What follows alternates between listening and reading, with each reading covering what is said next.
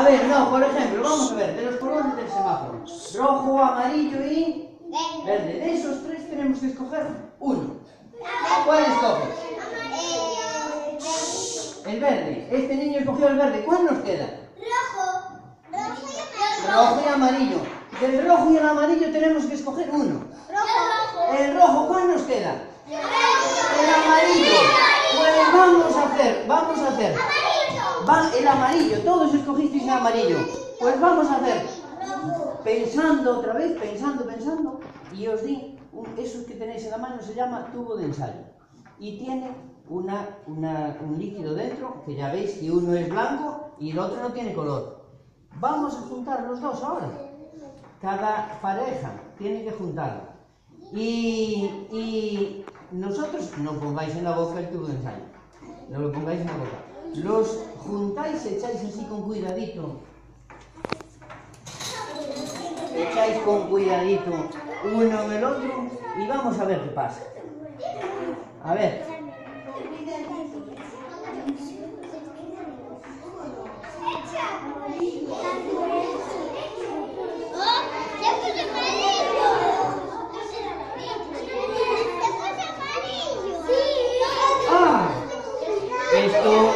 Esto tiene que ser magia ya obligatoriamente, ¿eh?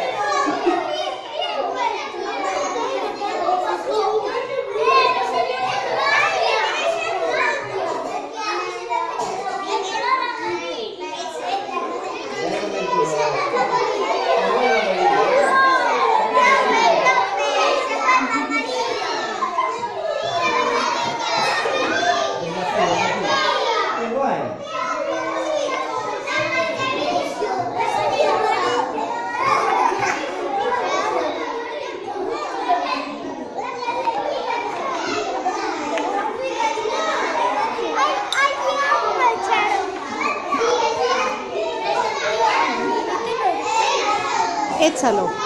Ahora, a ver, si lo dejamos a este niño, toma, si no lo estuvo en la mano, echa uno dentro del otro. Acierta. Cuidado, ¿eh?